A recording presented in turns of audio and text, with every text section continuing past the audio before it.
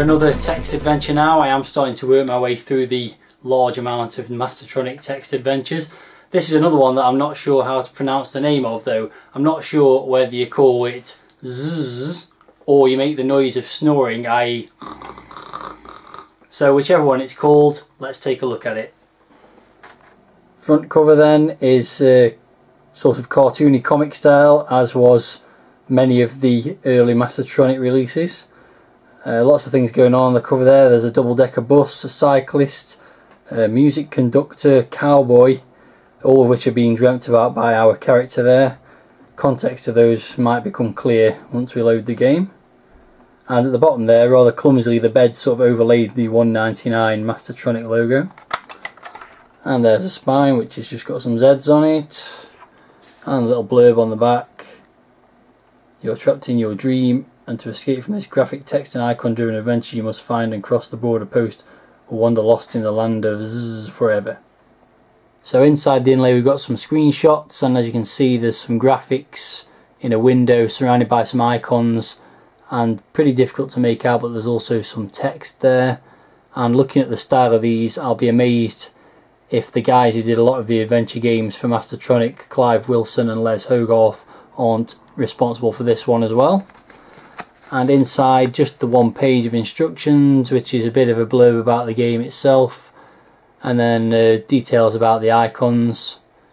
So you've got things for enter and leave, save and load, use, inventory, pause, drop, get, and so on.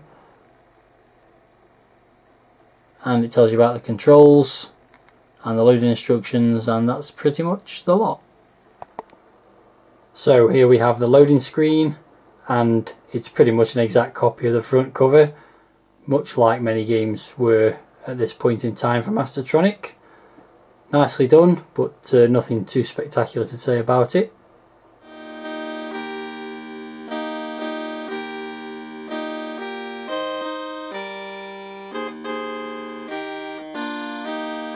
So here's the title screen of the game, and there is some music, which is unusual for an adventure game. It's a pretty terrible rendition of the well-known lullaby, whose name I've forgotten at the moment, but it's a going to sleep song. And you can see the Z's sort of going across the screen there. There's a picture of a bed and a teddy bear by it, and as I suspected, the game is by Les Hogarth and Clive Wilson, and it asks you, do you wish to load data? Obviously I don't have any data to load, so I'll be saying no to that. And the music goes off, and there's no more sound now, I don't think. So it says there, you cuddle up in your cosy bed, resting your head on the pillow and thinking of tomorrow. Your eyelids begin to fall. Press space to fall asleep. Press space bar. And then it says, a sudden thirst awakens you, and rising for a drink you fall out of bed into a warm ocean. The bed drifts slowly away into the mist. You see a shoreline ahead. So as you can see, the adventure game has started. We've got a picture with the sea and a bit of the bed in the corner there, and a landmine and the beach. There's various commands can be chosen from the icons on the side there. This is your navigation, obviously, on the top left. You've got enter and exit, you've got examine, you've got quit, you've got pause, and then over on the other side you've got get and drop, redescribe, which redoes that text there, inventory, help, use, and score. Not quite sure how the scoring works. Let's have a look at that. It is late evening, you're asleep. What more can I say? Not a lot, it seems, at the moment. So also, if you go onto the screen there, it tells you which direction you're facing currently, which is north.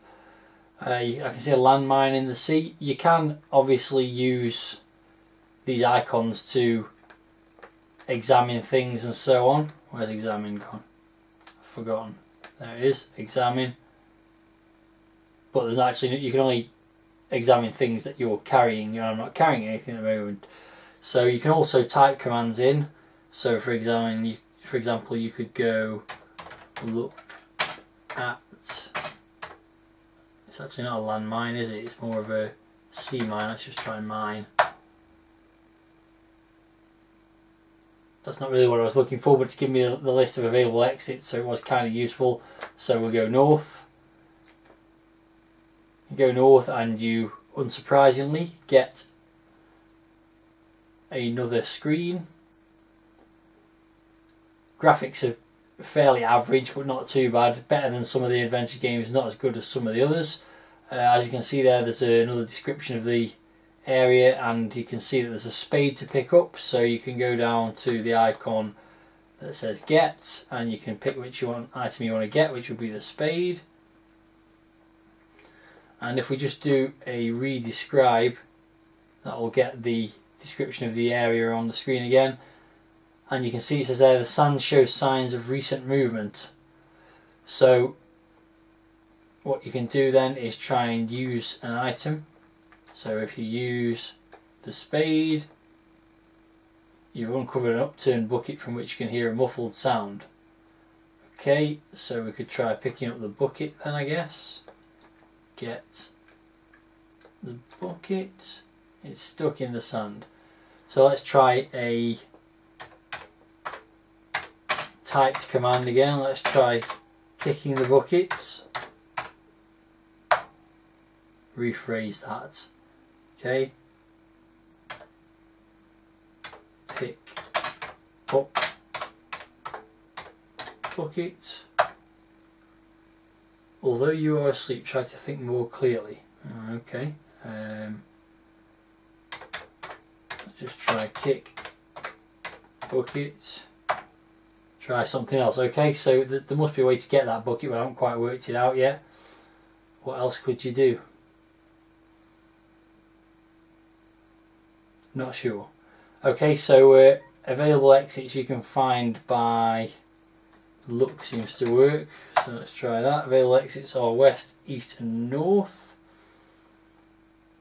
So let's try going east. And he's standing outside an igloo, surprisingly. Not really in the setting of a beachside summery resort. There you go. The sun bakes down into the sand, but the igloo remains cold to the touch. As you can see, there is a door in it. So let's try going east again. The door seems to be locked, probably to ward off the rustlers that inhabit these parts. Okay, so let's try knock on door. Nothing happens. There's a hatch there as well. Let's try opening the hatch.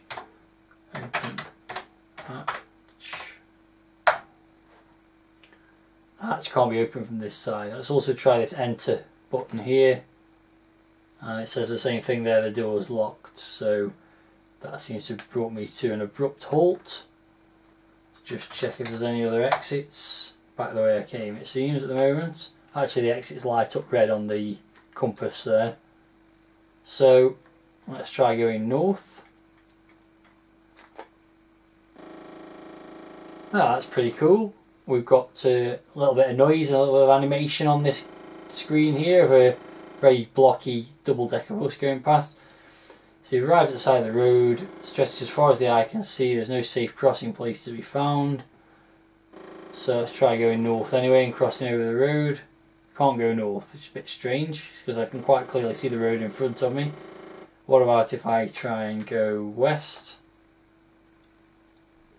What foolishness, you've been arrested for jaywalking. For your crimes you are tossed back into the sea. Don't do that again.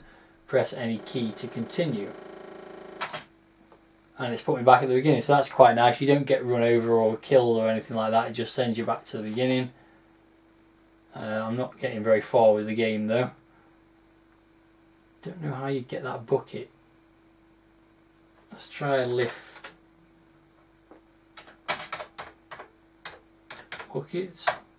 Ah! It's now changed again, and you can see a little face there. A voice sighs fresh air. And the face appears, the bucket is lifted clear. The sand is wet and tightly packed. Okay, so talk to man. The Sandman smiles a beguiling smile but declines to answer you. Okay, means I've got a bucket now, not quite sure what I do with that. Okay, so here we are, this is the border post, and the idea of the game, if you recall, is to get across the border, which allows you to wake up and escape the game. I'm guessing it's not going to be as simple as that. Let's check what the exits are.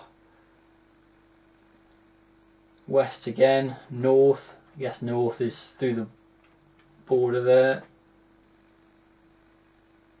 Step onto the gravel pathway, but the crunch of your steps awakens the bandit. You're arrested for non-possession of a passport. You're sentenced to hang from a tree until you awaken. Press any key to continue. I don't know where it's put me now, but there seems to be a pit there. Oh, I see. I'm hanging from the tree by my ankles. That's probably not going to allow me to go anywhere. No available exits. Okay, not quite sure what I do now. And to be perfectly honest, I can't really be bothered to go through it much more. Let's just say it's a pretty good interface, quite like it. It's fairly simple with not too many options to choose from. Some of the later games by these two guys got a few too many options which just make it more trouble than it's worth to navigate. I like the idea that you can still interact with text as well. The graphics aren't too bad, but as usual, I'm pretty bored with text adventures. It doesn't take me long. The big problem I've had with all of these adventure games is there's nothing early on for you to solve that makes it feel like you're making any kind of decent progression through the game, and boredom pretty quickly sets in. So as with all the other adventure games, I'll say if you like these kind of things, it might be worth a look. Certainly it seems to be a little bit more interesting than some of the other games by these guys, but ultimately not worth $1.99 for me, and nothing much more to say.